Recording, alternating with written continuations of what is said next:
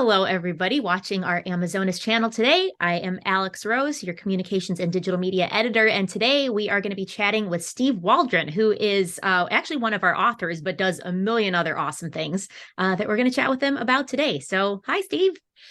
Hey, Alex. Hi, everyone. Good to be here. Good. Thanks for joining us. So, where are you right now? Right now, I'm in rural Maui. I'm on the North Shore of Maui, living Sounds on a terrible. beautiful farm. Yeah. And I've been here for a little less than a year now and just kind of getting started with life in Maui. So, Cool. yeah. So, yeah, prior to this, you were in Seattle because you have Aquarium Zen. So, let's start there. Tell us about Aquarium Zen. Okay. So, Aquarium Zen, I started, I think it was 2012 when I signed the lease with my ex-partner. And so it's been, a little over 10 years. Quite a journey there. I'm originally from California and I moved to Seattle about 15 years ago, and that's when I really got deep into the aquatic plant hobby. Seattle has really long winters and a lot of overcast days, so you Yeah. kind of go inwards a lot and look for indoor hobbies that kind of light up your life a bit. And I found I've always been an aquarium hobbyist since I was a little kid, but I really took it to the next level with Seattle when I moved to Seattle, and pretty soon I had aquariums everywhere. I mean, I didn't even bother with stands anymore. I had them on the floor, I had them in the kitchen, the bathroom, you name it. So kind of went overboard, honestly. I realized, but I started making community connections and it started getting really fun. The local scene in Seattle is pretty vibrant, local aquarium Mhm. scene. There's a good local club, the Greater Seattle Aquarium Society, and they really that community encouraged me. And I realized I had a knack, a talent for creating beautiful compositions with the aquascape. And Yeah. at the time, this was about 10 years ago. So aquascaping in the US hadn't blown up to the level where it's at now. So it was just kind of starting, the rise was just starting. So I kind of hit it at the right time.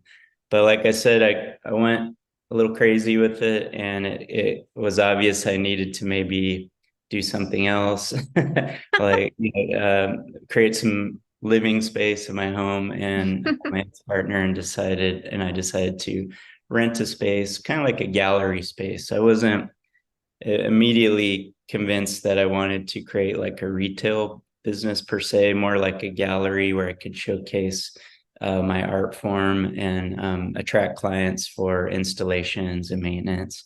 But Nice. yeah, but we dabbled in both retail and the maintenance side of things, and just kind of evolved into its own entity over time. Neat. Yeah. So I've unfortunately never been to Aquarium Zen, which is going to need to change hopefully sometime Yeah, soon. next time you're in Seattle. Definitely. So I'm assuming the focus on the tanks there is, like nice aquascaped scenes and Yeah, when like, I yeah. first, I'm kind of a perfectionist, and Mhm. so for about a year and a half, I was just working in the space by myself, tinkering around, like perfecting it, dialing it Yeah. in, like my secret laboratory, before I opened to the public. And every single tank was manicured and perfectly aquascaped. And then my goal was to have even the tanks where we're housing fish and plants and vertebrates for sale would be perfectly aquascape tanks.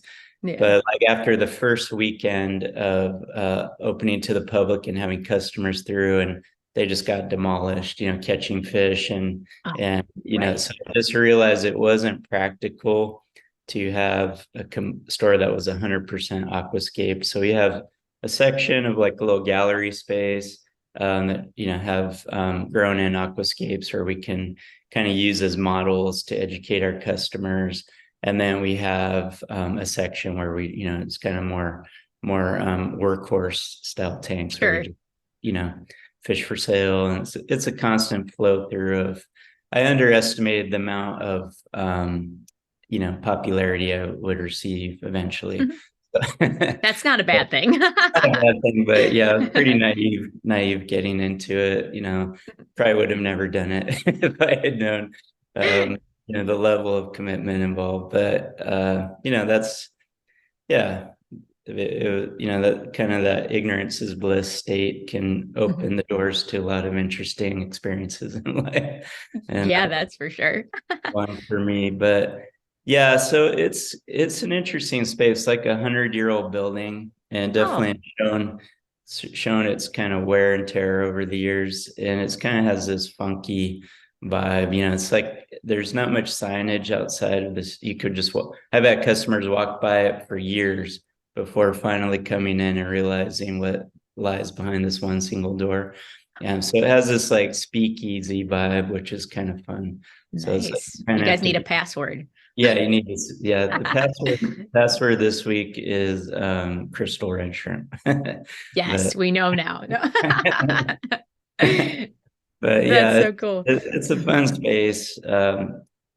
But yeah, I kind of modeled it after my favorite aquarium store in San Francisco. I grew up in the San Francisco Bay Area.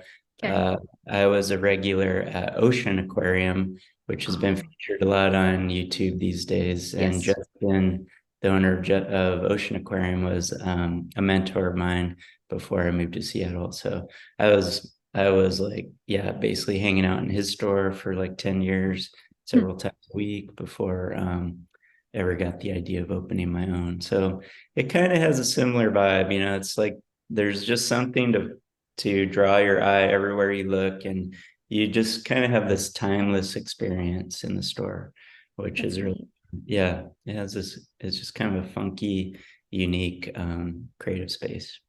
Well, it sounds beautiful. I'm definitely Yeah. going to have to check this out. Yeah, that'd be great to see you there, definitely. Yeah, that'd be fun. So I know you said you've been keeping aquariums since you were a kid. What kind of got you into it initially? It's funny. I was thinking about this morning, actually, when I was feeding my medaka out Mhm. here in the land. It was really one of my first memories was going fishing with my grandfather. He was a big fisherman, fly fisherman, and this was one of my earliest memories. I must have been like 2 or 3, and he took me out to the local river where he lived, and we went bluegill fishing. And he didn't. I don't. It's so small. I don't recall much of the details other than I remember buying worms from a guy in like a kiosk by the river, and they came in this white plastic or white styrofoam cup. And I probably never even seen a worm before, and we put it on the with the bobber and put it on the hook, and we throw it out into the river, and I'm sitting in his lap, and we catch a bluegill and we reel it in. And I just remember so vividly the iridescence of this fish coming out of the water, the beauty of its scales, Mm, the yellows, the blues. It just lit me up as a little kid. And I still, it's just like my path was set from that point on. that's So kind of cool. yeah, it's pretty sweet memory. So fish and love have always kind of intertwined for me from the beginning. So Nice. so working with like the medaka now in the landscape, they have very beautiful iridescent sparkly scales, and I think it's somehow triggers that deep memory that I have with my grandfather and catching that first bluegill. So That's so nice. Oh, I like that story. yeah. Cool. So yeah, obviously you're now in Hawaii. You're not just visiting there though. You live there Yeah, now. it So yeah. started as an extent like a sabbatical. I was gonna be out Hmm. here for 6 months, and it's just kind of working out. My shop I have a great staff. Give a shout out to Ben and Taylor, who are kind of managing the store for me right now, and they've just done an excellent job rising to the occasion and managing Aquarium Zen and kind of keeping the little ship afloat while I'm out here exploring new things. So Neat. it's always been my dream to take my interest in aquaculture outdoors in a tropical environment where you can really work outdoors with the elements, be in the sunshine, do it Mhm. year round, and Yeah. I'm kind of dabbling, it's like returning to my hobbyist level at this stage. It's not anything I would say as a real business per se, but that's how I started with Aquarium Zen as well. Just following my passion kind of opened the door to a lot of opportunities for me. Sure. Oh, that Yeah. sounds great. Yeah. So your focus there, I know, is medaka. Um, so tell us, how did you first get into all of this? Deciding to Well, move and yeah, when in Seattle, we have a brief but very potent summertime. We have yeah, very long hours. It'll stay light till like 10 o'clock at night. It's fascinating. So coming from California, that was kind of unique to me, that northern summer. And in those brief periods, those 3 months or so, I was working outdoors with container ponds and mhm, goldfish in the landscape, guppies. You could paradise fish. There are some fish that do all right because it gets even kind of cold at night in Seattle. So not every kind of tropical fish is appropriate sure. for even the summertime there. And then the medaka came in on my radar screen. I think it was an Amazonas article Yeah. that really sparked the interest. And then around the same time, the wet spot started bringing in some strains of medaka.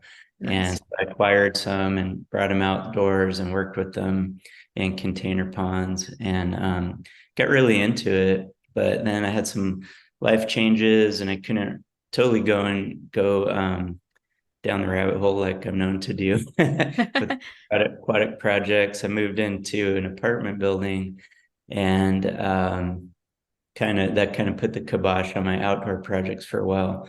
Yeah. But then COVID happened and I was confined to this apartment a lot. And I realized something I had never really explored before was that there was this whole rooftop garden space of this apartment building. For some reason, I was just so busy with my other projects, running Aquarium Zen and working at Amazon.com, doing big installations there. I never really even explored the roof of this apartment building till COVID happened, and I realized they had these big livestock, troughs available for raised bed gardening that the residents could use. And so I started getting into the gardening hobby during the pandemic. And talked to the manager, realized I could bring a small little container pond out there as well. And so I was able to get back into the medaka hobby through that little container pond. And I really had a fun season with them. But again, I was limited. We have the short summers in the Northwest. Yeah. And so my hobby kind of just took off and then was cut short before I could really take it to the next level. Until you got here. So I got to Hawaii. And the Yeah. crazy thing is, one of the limits for me with the medaka hobby, the Japanese rice fish hobby, was acquiring interesting strains. Sure. And there, I was so crazy at one point, I hired one of my customers who was fluent in Japanese to reach out to some of these medaka breeders in Japan Oh. and nursery hatcheries out there, and I got crickets. There was like no response at all. Mm. And so I was like, wow. So I was limited to the 2 or 3 strains I could get in the US and tried hybridizing them. I did find a fellow in Singapore who was exporting fish, but they weren't like the true Japanese strains. The Japanese have really taken this humble little rice fish and turned it into living art. I mean, they've just really, Mm. I feel like every week I'm seeing new strains developed. And so I really wanted to work with the true Japanese strains. And interestingly enough, when I moved out here to Hawaii, when I finally had the space and the opportunity to really expand my medaka interests, those true Japanese strains started becoming available on eBay. Actually, there's a Huh. seller who sells eggs, and they get from Japan to Hawaii in like 5 days. And so I've been very successful in importing about a dozen strains at this point. They're still young, but growing fast. I found my first clutch of eggs on one of those strains this morning, actually. So Oh, that's so exciting. yeah, yeah, Yay. that's developing, and we'll see where that goes. Cool. So it sounds like from what you told me that your space in Hawaii is a lot more than just going to be fish. It seems like there's a beautiful garden component and everything else. So yeah, Yeah. so let's hear more about where you're I at. mean, I've got a background in conservation biology and ecology, and you always wonder about your ecological footprint, Yeah, uh, how you can, do better as an Earth citizen. So yeah, part of that for me was maybe raising some of my own food, and just working closer with the earth, working with the land, gardening, maybe working with native plants, reforestation, that sort of thing. Seeing sounds how I great. can not just be, just another transplant living in Hawaii, but someone who's actually contributing to the island culture, and especially with sustainability, given my background. So yeah, I've been learning a lot about the native plants. I volunteer at a native plant nursery. So we've been propagating plants. But on the landscape here, the first stage is really observational, just kind of learning the flows of nature, the cycles, the Yeah. seasonal changes, what are the attributes and challenges of the environment. And so I've been dabbling with gardening, but I do have this idea of somehow integrating my aquaculture system in with, like, maybe an aquaponic system, producing food. And so we're just, kind of see how it evolves over time. But here in Hawaii, we import 90% of our food, and it's quite expensive Yes. beyond, the ecological impact. So there really should be more of a drive to do things like that, like aquaponics. We like last summer we had water shortage here in Maui, so aquaponics is a great way to conserve water. Use like 90% less water than traditional agriculture when you with aquaponics. So Huh. it's a great way to provide some of your nourishment and kind of reduce some of the impact on the environment. So it's something I want to try integrating. But like I said, you kind of have to live through at least 1 year of all the cycles and see what it's like, Sure. throughout the seasons before planning a bigger enterprise. That sounds really exciting though, and Yeah, just a yeah. lot of potential. You could go so many different directions with it. So There's so much potential in this landscape, and I'm not independently wealthy. I didn't purchase this land. I'm, renting, and my landlord is super collaborative, and he just nice. loves all my little fish project. When I travel, he feeds my fish for me and everything. So Oh, it's the yeah, perfect landlord. yeah, I lucked out. Yeah, I scored in the landlord department. So there can be quite a challenge in Hawaii, honestly. There's big time housing shortage here. So Yep. yeah, yeah, I scored in that department. So yeah, there's a lot of potential. 4 acres. It's not really being used much. We just have a few Wow. fruit trees, and so we can see where it goes over How time. fun. Yeah. So I'm assuming some of the strains that you're working on breeding there will eventually be available at Aquarium Zen. Yeah, I mean, one of the challenges when I first got here, I did import some fish from Seattle, Mhm. and unfortunately, the survival rate was quite low. I don't know what Ah, happened, so I really need to dial in the shipping situation and figure sure. out how to do that. I have about I want to say about 30 uh, aquaculture tubs where I'm raising fish, mostly guppies at this point. I just Okay. started raising guppies to get some fish and to just test the system and obviously keep the mosquito population down, Yeah. um, as I acquired the medaka. So I'll probably start shipping guppies to my shop. We actually sell a lot of guppies, and Ah, it can actually be, uh, you know, I wouldn't say lucrative, but could support at least maybe my rent here or something. Guppies. It's a game for me. I always try to figure out how can I pay my rent with fish. I've been doing this for decades, and I used to be a hobby breeder of like high-end cichlids and dwarf cichlids okay. when I was a teenager, and killifish. I mean, I've done it Oh yeah. all. So I've always have that little side hustle mentality in the back of my mind running. So My thought is I probably could pay the rent here with guppies initially.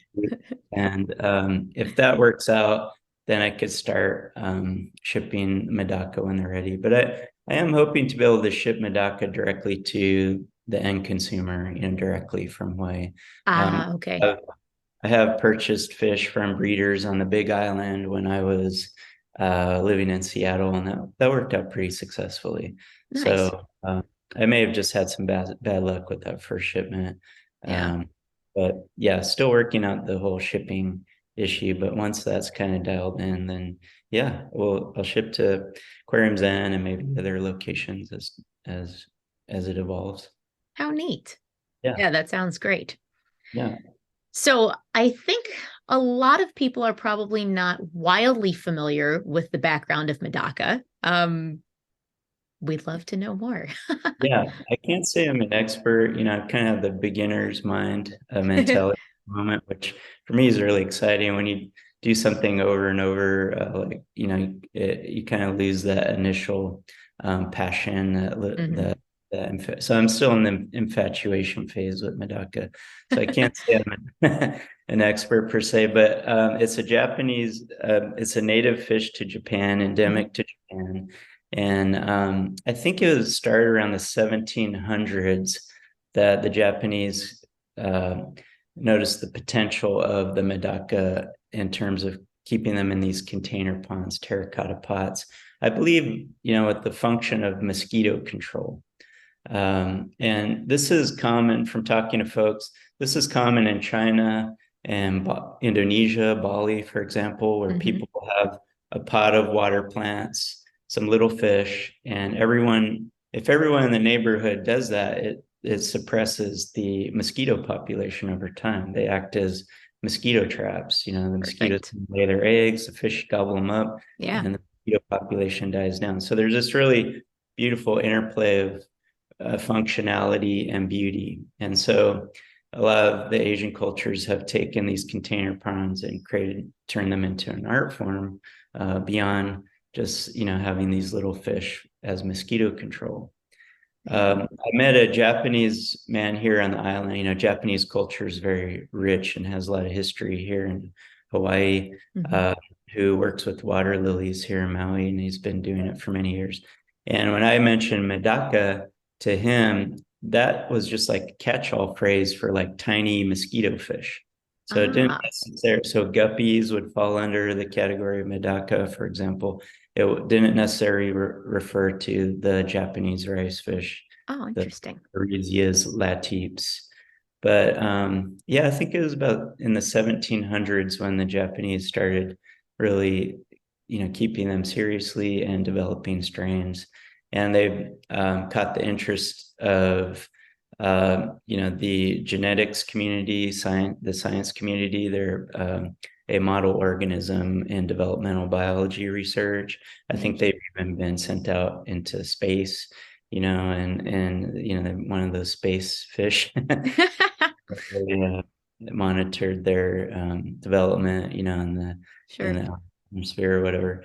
I used to have a former career as a zebrafish geneticist before I started Aquarium Zen. So I have Wow. a background for like 15 years, or 12 years, I worked in zebrafish labs and ran Huh. those. And yeah, I have a paper in Nature. I helped discover an important gene that's important for the heart migration, the bilateral movement of the heart field in the Wow. fish. And so I did that for many years. So I have a strong interest in playing with fish genetics. It's always been, part of my life for last few decades. And the medaka just like opened that potential because it seems like you can just keep shuffling the DNA of these fish and Hmm. getting newer and more interesting strains all the time. So my initial experiments with hybridizing strains kind of unlock all these, weird morphs and stuff that could be selected for over time. So it's a really interesting fish. Just you look at the wild type form and just like a little silver minnow. I mean, there's really Yeah. nothing on the exterior to suggest it has all this potential, but the Japanese saw something in it and started developing it. And now it's just like this really amazing, just kaleidoscope of forms and colors coming out of Japan. And yeah, so it's exciting for me at this stage of my career. I've been keeping fish for more than 40 years and working professionally for like 30 years. That I can find something new that kind of, brings alive that initial excitement, when I first saw that bluegill, for example. Yeah. It's really kind of a sweet thing for me, 'cause I felt like I'd turned over every rock in the aquarium hobby. So to find something with the medaka fish that gives me that beginner's mind is really a treasure for me, actually. That's wonderful. Well, and it's nice too because I mean it's a species that could be very easily accessible and is not, super hard to keep for people. So it's such a perfect thing if a kid or an adult with a, let's see something new mentality saw these. I mean, you could really get people so Yeah, interested in the hobby, take the it's a hobby good outside. inroad. Yeah, exactly. Because you could take your interest in aquariums outdoors. It doesn't require much, just a little Yeah. water and some plants. They're very tolerant of temperatures at freezing to 100 degrees Fahrenheit, and Wow. tolerant of very low oxygen conditions. So they're Right. ideal. That rooftop medaka experiment I did, they overwintered successfully. And, this bucket, it was just like a wash tub, a metal bucket, about 10 gallons. And the top, I thought it froze solid through the winter. And Oh, then when it thawed, and I thought the fish were toast. But when yeah. it thawed, there must have been a little layer of water at the bottom, and they survived, and they just bounced right back. And it Wow. was amazing. Like the ice was bulging out of the container, and I thought they were fishsicles, but spring they reemerged, and so they're really tough. They're ideal for as Japanese discovered, for these outdoor container ponds. That's Uh, amazing. yeah, super cool fish. They're just little troopers. Yeah. I know. I But, feel like I already have more of an appreciation for them. yeah, great. That's awesome. Yeah. Well, it was a great article. I'll put up the spread of it so people can see where it was. But yeah, that was a neat one. That was a cool article about your Yeah, rooftop I ponds. think that was one of my favorite ones that I wrote for Amazonas, for sure. Yeah. Definitely. Nice. I know. Yeah. We'll have to have you write something more once you kind of get going on all of your Yeah. Hawaii Yeah. adventures. Yeah. There's a lot to talk about from this landscape, and even more as I dig in deeper here, for sure. Yeah, definitely. And you'll have to keep an eye on all of those gobies there that I like so much. Yeah, that I haven't really scratched the surface of that, but So fun. yeah, they're amazing. Those are incredible creatures. But Yeah. I'm always looking out for them when I, dip into the rivers and streams around here. Yeah. I know once you know something's there, then you kind of can't help but look all the time. Yeah, yeah, they're really charming. I mean, Walk around with a mask on your head. gobies are just one of the coolest groups of fish. They're just so charming. They are. Around, they're just like little puppy dogs or something. They are. It's true. That's pretty fun. They're one of my favorites. Cool. So prior to getting into your current exciting world of medaka, what would you say would have been some of your favorite types of aquascapes to do? Like what really spoke to you?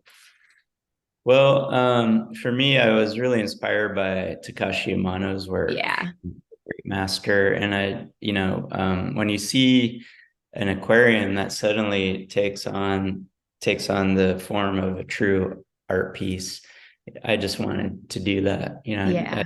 It just like I have to try that to figure this out.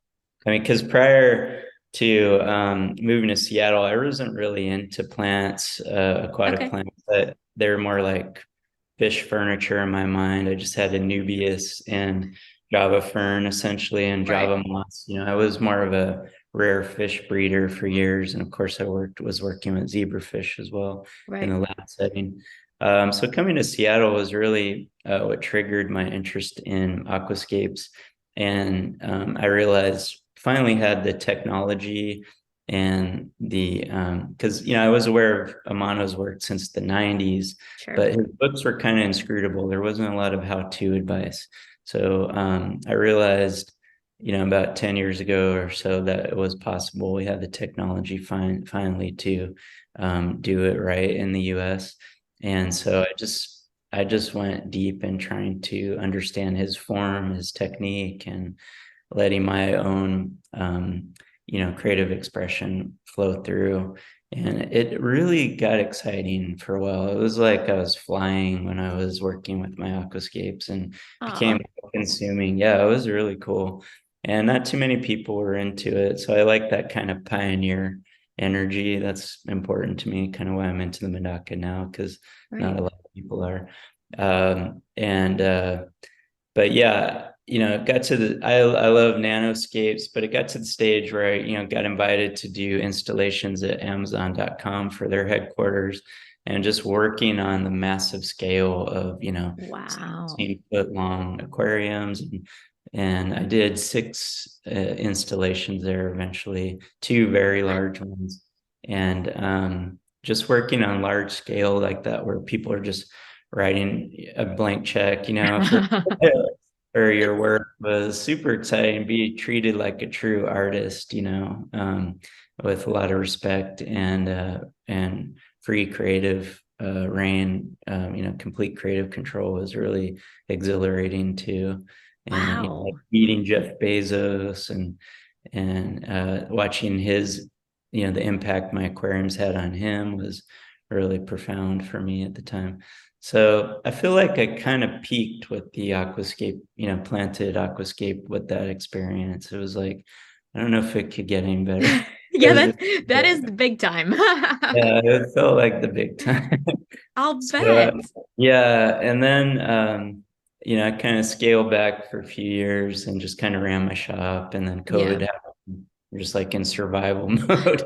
Oh Uh, man, yeah, what a difference between installing giant tanks at Amazon and then COVID yeah. life. Oh, Well, I oh, mean, what I realized, my store during COVID became a kind of lifeline for our community, I'll because bet. we were an essential business and we could Hmm. stay open, and a lot of our customers really got through that time period with the aquarium hobby. So I took on a new role at that point where it wasn't really about my art form so much as much about providing aquatic therapy for my community during very stressful times. And Yeah. that was a really enriching experience for me, because it just took the whole service level of my job to a whole new level that was Wow. really rewarding, and pretty intense, I have to say, but we got through it. So I'm uh, sure. But yeah, that's so cool though. I mean, it really just reinforces how much of a force of good aquarium keeping can be. And yeah, that gets totally. glossed over a lot, when you see Yeah. big box stores and everything looks the same and you're like, whatever, it's not that special. But it really is. I mean, there's magic in having fish tanks.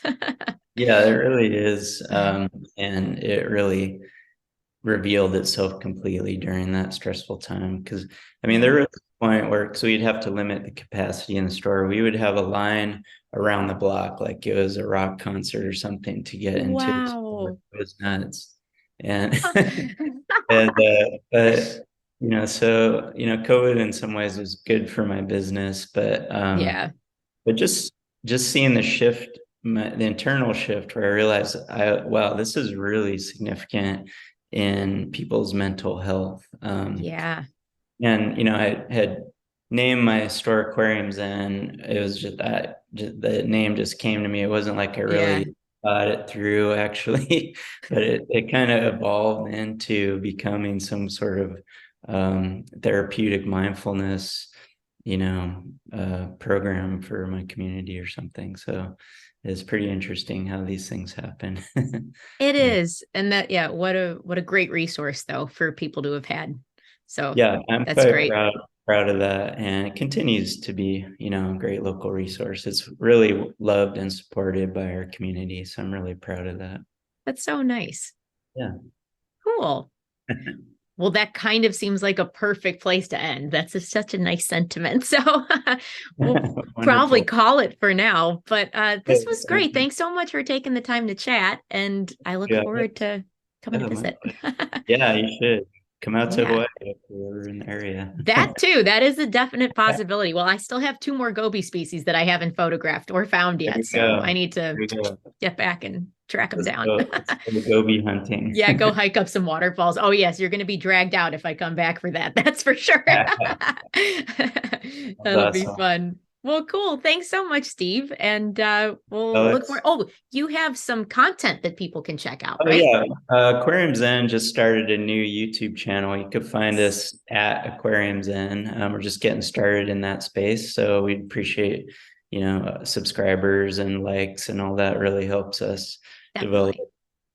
So we're learning how to enter into the YouTube stream.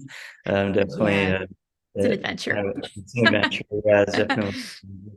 But yeah, you can find me there. And I'm also documenting my project here in Hawaii on the YouTube channel as well. And Great. then you can find us on Instagram and Facebook, Aquarium Zen. And I have a unique Instagram account at Island Medaka, which is for my medaka project. And it's So lovely. yeah, it's super fun. Such So pretty little videos from the surface, and you see all these beautiful shiny fish. It's like, oh, could just yeah, watch that all day. yeah, they just have a magic about them that the dorsal world of the medaka is like a little Yeah, galaxy or something. It's really, really special. that's exactly it. Cool. Well, good. All right. Everyone go follow. And cool. Aloha. We'll talk more soon. Okay, aloha. Bye. Okay. Bye.